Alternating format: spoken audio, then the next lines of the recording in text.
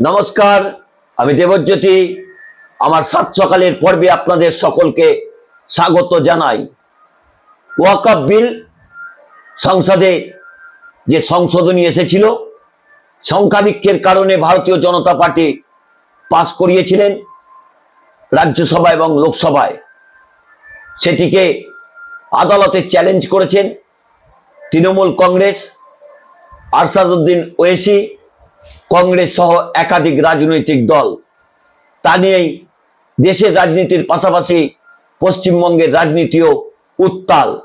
বিভিন্ন জায়গায় গোষ্ঠী সংঘর্ষ হচ্ছে। এই আগুন নিয়ে ভারতীয় জনতা পার্টি কেন খেললেন তা নিয়েই কিন্তু বাংলার মানুষ প্রশ্ন করছে। ওয়াকফ কি তাহলে একটা উপলক্ষ মাত্র? পক্ষান্তরে কি সংখ্যালঘুদের ক্ষমতা খর্ব করার জন্যই ভারতীয় জনতা পার্টি এই বিলকে সংসদের দুই কক্ষে নিয়ে এসেছিলেন? সেই প্রশ্নই তুলে দিলেন একজন প্রখ্যাত আইনজীবী অনির্বাণ বন্দ্যোপাধ্যায়।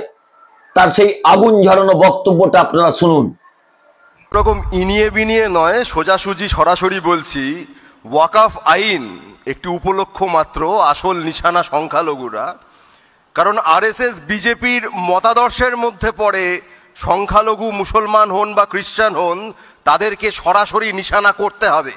এখানে ওয়াকফের কোথায় কি দুর্নীতি হয়েছে, কোথায় কি বেগড়বাই হয়েছে, সেগুলিকে কারণ হিসেবে দর্শিয়ে তারা মুসলিমদের ভীষণ ভালো চান।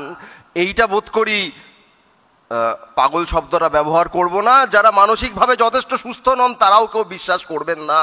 কারণ এই যে আরএসএস 1925 সালে তৈরি হচ্ছে, তার মাত্র 5 বছর আগে 1920 সালে নাৎসির পার্টি জার্মানিতে সরাসরি যখন ঘোষণা করছে যে আমরা জার্মানির সকল স্তর থেকে ইহুদিদের বাদ দেব, তাদেরকে বিতাড়িত করব, সব রকম ভাবে করব যাতে পিওর রেস এরিয়ানদের আধিপত্য কায়েম থাকে। তার মাত্র 5 বছর পর যখন আরএসএস এখানে তৈরি হচ্ছে, বা বেনিটো মুসোলিনির ইটালিতে যে ফ্যাসিস্ট পার্টি যে কথাগুলি বলছে, তার সঙ্গে আরএসএস এর আসলে ভিত্তিগতভাবে কোনো তফাৎ নেই।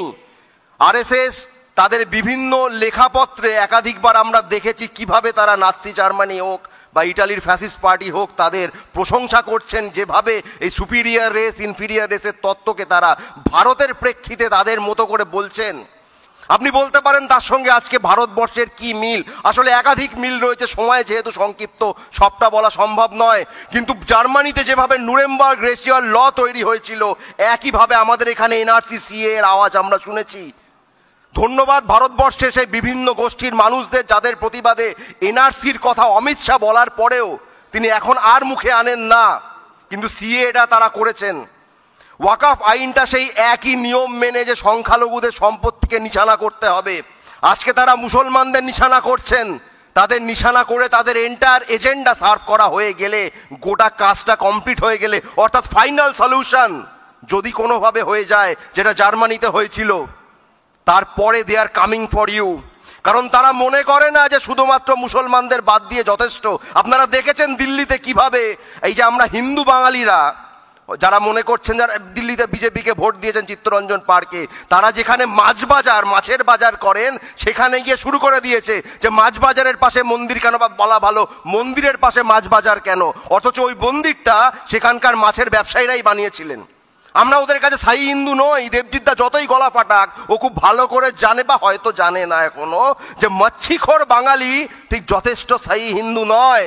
ওই পশ্চিম উত্তরপ্রদেশের গোবলয়ের যে হিন্দুত্ব গোটা ভারতবর্ষে যারা চাপিয়ে দিতে চায়, তাদের হাত ধরার আগে দুবার ভাববেন যে নিশানাটা শুধুমাত্র মুসলমানরা নয়, নিশানাটা ওই সম্পত্তিটা। কারণ মুসলমানদের সম্পত্তি একবার নেওয়া হয়ে গেলে তারপর খ্রিস্টানদের পালা, তাদেরটাও নেওয়া হয়ে গেলে তারপর যারা সাই হিন্দু নয়, অর্থাৎ আমরা যারা বাঙালি হিন্দু, তারপর তাদের পালা।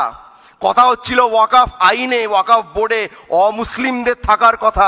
একটু আগে বাবাজি বলছিলেন, বাবাজি আপনার যে ব্রহ্মময়ী ট্রাস্ট, যদি নামটা আমার ভুল হয় ক্ষমা করবেন, তাতে বাকিবিল্লা সাহেবকে নেবেন তো? আর হিন্দু বাঙালিদের জন্য একটু আগে আপনি খুব কাঁদছিলেন যে বাংলায় প্রচুর অত্যাচারিত, বাংলাদেশ অত্যাচারিত। আসামের কথা মনে আছে? আসামে যখন এনআরসির তালিকা হলো, মনে আছে যে 19 লক্ষের নাম বাদ গেছিল, তার মধ্যে প্রায় 14 লক্ষ হিন্দু বাঙালি। যে ডিটেনশন ক্যাম্পগুলোতে রয়েছে মানুষ, ওখানে আত্মহত্যা করেছে, তারা হিন্দু বাঙালি। মনে ছিল? তখন মনে পড়েনি, কারণ আপনারা আসলে আরএসএস বিজেপির দালালি করেন, আপনারা কোনো সাধু সন্ন্যাসী নন। আমি দেবজিৎ দাকে অনেক সরাসরি সম্মান করি, কারণ ও সরাসরি বিজেপির রাজনীতির কথা বলে, কিন্তু যারা মুখোশ পরে দালালি করছে তারা সাবধান। নেতাজি যেভাবে বলেছিলেন দরকারে বল প্রয়োগ করে আপনাদের আটকাবো, আমরা আজকে বল প্রয়োগের কথা বলছি না, কিন্তু আটকাবো আর নিশ্চয়ই। এই বাংলার মাটির শপথ নিচ্ছি, আপনাদের আটকাবো ভেঙে বাংলার মাটিকে আমরা ভাঙতে দেব না। কারণ বাংলা বাঁচলে ভারত বাঁচবে, ভারত বাঁচলে গোটা সমাজ বাঁচবে। বাবা সাহেবের ভারত, নেতাজি সুভাষের ভারত থাকবে, সেখানে হিন্দু থাকবে, মুসলমান থাকবে, খ্রিস্টান থাকবে, সমস্ত ধর্মের মানুষ থাকবে, এবং আমার মতো নাস্তিকেরাও থাকবে। হ্যাঁ, আমি নাস্তিক হয়েও বলছি, আমি সকলের ধর্মাচরণের পক্ষে, তাদের অধিকার রক্ষার পক্ষে। আপনাদের ওই বিভাজনের রাজনীতি আমরা সফল হতে দেব না। অনির্বাণ বন্দ্যোপাধ্যায়ের বক্তব্য আপনারা শুনলেন, কিছু কি কানে পৌঁছালো ভারতীয় জনতা পার্টির নেতাদের? নাকি গত কয়েকদিন ধরে যে ওয়াকফ সংশোধনী বিল নিয়ে তারা রাজনীতি করছিলেন, সেখানেই তো সুপ্রিম কোর্ট একটা বড় থাপ্পড় কষিয়ে দিয়েছেন। তারপরে কি কাশ্মীরের 370 মতো, পুলওয়ামার মতো ঘটনা, ওয়াকফ সংশোধনী বিলের মতো ঘটনাকে নিয়ে রাজনৈতিক প্রচারে কি দেশের প্রধান সেবক এই মেকি প্রধানমন্ত্রী নরেন্দ্র মোদীকে দেখা যাবে, যিনি এখন সংখ্যালঘু প্রধানমন্ত্রী? তিনি নীতিশ কুমার এবং চন্দ্রবাবু নাইডুর দৌলতে ক্ষমতায় আছেন। তার জন্য আমাদের অপেক্ষা করতে হবে আরো কয়েকটা দিন, কারণ পশ্চিমবঙ্গের নির্বাচন 2026 এবং বিহারের বিধানসভা নির্বাচন 2025-এ রয়েছে।